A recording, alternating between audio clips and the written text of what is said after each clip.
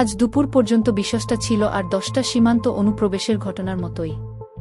Myanmar থেকে 8 জন মানুষ বাংলাদেশে ঢুকেছে, এমন খবর নতুন নয়। কিন্তু কয়েক মিনিটের মধ্যেই পুরো ঘটনাটা রহস্যে পরিণত হয়।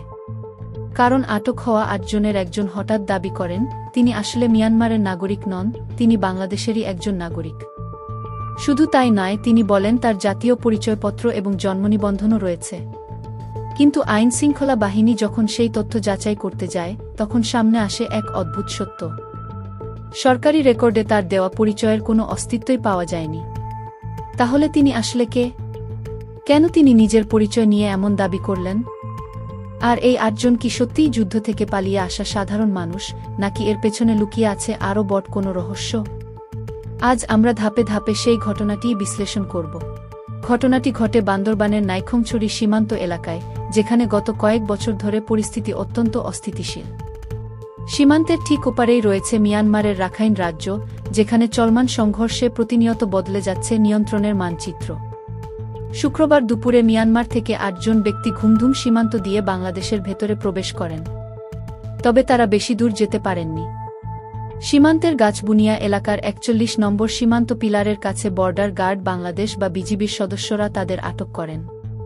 পরে তাদের নাইখংছড়ি থানায় হস্তান্তর করা হয়। প্রথমে ঘটনাটি সাধারণ অবৈধ অনুপ্রবেশের মতোই মনে হলেও জিজ্ঞাসাবাদ শুরু হওয়ার পর তদন্তকারীরা বুঝতে পারেন এই ঘটনার ভেতরে এমন কিছু প্রশ্ন রয়েছে যার উত্তর এখনও স্পষ্ট নয়। এই ঘটনাকে বুঝতে হলে সীমান্তের ওপারে কি ঘটছে সেটাও জানা জরুরি। মিয়ানমারের রাখাইন রাজ্যে দীর্ঘদিন ধরেই দেশটির সামরিক বাহিনী এবং আরাকান আর্মির মধ্যে তীব্র সংঘর্ষ চলছে।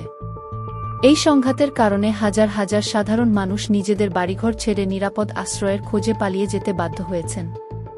এমন পরিস্থিতিতে সীমান্ত এলাকায় শরণার্থী প্রবেশের ঘটনাও বেড়েছে। তবে যুদ্ধ ও বিশৃঙ্খলার সময় আরেকটি বাস্তবতাও সামনে আসে। নিরাপত্তা বিশ্লেষকদের মতে, এমন পরিস্থিতিতে অপরাধী, অস্ত্রধারী গোষ্ঠীর সদস্য বা অন্য উদ্দেশ্যে সীমান্ত পার হতে চাওয়া ব্যক্তিরাও সাধারণ মানুষের ভিড়ে মিশে যাওয়ার চেষ্টা করতে পারে। এ কারণেই বাংলাদেশের নিরাপত্তা বাহিনী এখন প্রতিটি অনুপ্রবেশের ঘটনাকে অত্যন্ত সতর্কতার সঙ্গে যাচাই করছে। আর ঠিক সেই কারণেই এই 8 জনকে ঘিরে তৈরি হওয়া রহস্যকে এত গুরুত্ব দিয়ে দেখা হচ্ছে। এই 8 জনকে আটক করার পর তদন্তের সবচেয়ে গুরুত্বপূর্ণ অংশ ছিল তাদের প্রকৃত পরিচয় নিশ্চিত করা। জিজ্ঞাসাবাদের পাশাপাশি আইনশৃঙ্খলা বাহিনী তাদের আঙুলের ছাপ সংগ্রহ করছে, ব্যক্তিগত তথ্য যাচাই করছে এবং গোয়েন্দা সংস্থাগুলোও বিষয়টি খতিয়ে দেখছে। বিশেষ করে যিনি নিজেকে বাংলাদেশের নাগরিক বলে দাবি করেছিলেন, তার দেওয়া প্রতিটি তথ্য আলাদাভাবে পরীক্ষা করা হচ্ছে। কারণ সীমান্ত নিরাপত্তার ক্ষেত্রে শুধু কারও বক্তব্যের উপর নির্ভর করা যায় না। প্রতিটি পরিচয় সরকারি রেকর্ডের সঙ্গে মিলিয়ে দেখা হয়। আর সেই যাচাই প্রক্রিয়াতেই দেখা যায় তার দাবি করা পরিচয়ের সঙ্গে সরকারি তথ্যের কোনো মিল পাওয়া যায়নি। তদন্তকারীদের জন্য এটি এখন সবচেয়ে বড় প্রশ্ন, এটি কি শুধুই ভুল তথ্য, নাকি এর পেছনে রয়েছে অন্য কোনো কারণ? এই মুহূর্তে তার উত্তর এখনও মেলেনি। বাংলাদেশের জন্য এমন পরিস্থিতি একেবারেই নতুন নয়। 2024 সালেও মিয়ানমারের ভেতরে সংঘর্ষ বেড়ে যাওয়ার পর শত শত সীমান্তরক্ষী বাংলাদেশে আশ্রয় নিয়েছিল। তখন মানবিক দায়িত্ব পালন করে তাদের নিরাপদে আশ্রয় দেওয়া হয় এবং পরে কূটনৈতিক প্রক্রিয়ার মাধ্যমে নিজ দেশে ফেরত পাঠানো হয়। সেই অভিজ্ঞতা থেকেই এখন প্রশাসন আরও সতর্ক। কারণ সীমান্তের প্রতিটি ঘটনা এক নয়। কেউ সত্যিই যুদ্ধ থেকে জীবন বাঁচাতে পালিয়ে আসতে পারেন, আবার কেউ সেই বিশৃঙ্খলার সুযোগ নিয়ে অন্য উদ্দেশ্যেও সীমান্ত অতিক্রমের চেষ্টা করতে পারে। তাই কোনো সিদ্ধান্তে পৌঁছানোর আগে প্রতিটি তথ্য ধৈর্য ও সতর্কতার সঙ্গে যাচাই করাই এখন কর্তৃপক্ষের প্রধান অগ্রাধিকার। এই মুহূর্তে সবচেয়ে গুরুত্বপূর্ণ বিষয় হল, তদন্ত এখনও চলছে এবং 8 জন ব্যক্তির পরিচয় ও উদ্দেশ্য সম্পর্কে চূড়ান্তভাবে কিছু জানানো হয়নি। তাই তাদের সম্পর্কে নিশ্চিত প্রমাণ ছাড়া কোনো সিদ্ধান্তে পৌঁছানো ঠিক হবে না। তবে এই ঘটনাটি আবারও মনে করিয়ে দেয়, সীমান্তে প্রতিটি অনুপ্রবেশ শুধু একটি আইনগত বিষয় নয়, এটি একই সঙ্গে মানবিক এবং জাতীয় নিরাপত্তার প্রশ্ন। একদিকে যুদ্ধের ভয়াবহতা থেকে পালিয়ে আসা নিরীহ মানুষ থাকতে পারেন, অন্যদিকে নিরাপত্তার ঝুঁকিও সম্পূর্ণভাবে উড়িয়ে দেওয়া যায় না। তাই বাংলাদেশের সামনে সবচেয়ে বড় চ্যালেঞ্জ হল নিরীহ মানুষকে মানবিক সহায়তা দেওয়া এবং একই সঙ্গে দেশের নিরাপত্তা নিশ্চিত করা।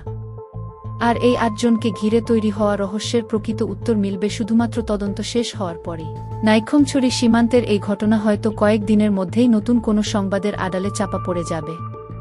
কিন্তু এটি এমন কিছু প্রশ্ন সামনে নিয়ে এসেছে যেগুলোর গুরুত্ব অনেক বড়। সীমান্তে আটক হওয়া প্রত্যেক ব্যক্তির প্রকৃত পরিচয় নিশ্চিত করা কেন এত জরুরি? যুদ্ধ পরিস্থিতি কিভাবে প্রতিবেশী দেশগুলোর নিরাপত্তা ব্যবস্থাকে আরও কঠিন করে তোলে? আর একটি ভুল সিদ্ধান্ত কিভাবে একই সঙ্গে মানবিক সংকট এবং নিরাপত্তা ঝুঁকি দুটোকেই বাড়িয়ে দিতে পারে? এই কারণেই আইনশৃঙ্খলা বাহিনী প্রতিটি তথ্য, প্রতিটি নথি এবং প্রতিটি বক্তব্য ধাপে ধাপে যাচাই করছে। কারণ সীমান্তের মতো সংবেদনশীল এলাকায় অনুমানের ভিত্তিতে নয়, শুধুমাত্র প্রমাণের ভিত্তিতেই সিদ্ধান্ত নেওয়া হয়। এই ৮ জন ব্যক্তি আসলে কারা, কেন তারা সীমান্ত অতিক্রম করেছিলেন, আর যিনি নিজেকে বাংলাদেশের নাগরিক বলে দাবি করেছিলেন, তার দাবির পেছনের প্রকৃত সত্য কী, এসব প্রশ্নের উত্তর এখনও তদন্তের মধ্যেই রয়েছে। কর্তৃপক্ষ আনুষ্ঠানিকভাবে কোনো চূড়ান্ত সিদ্ধান্ত জানায়নি, তাই নিশ্চিত তথ্য প্রকাশ না হওয়া পর্যন্ত সব ধরনের দাবি সতর্কতার সঙ্গে দেখা উচিত।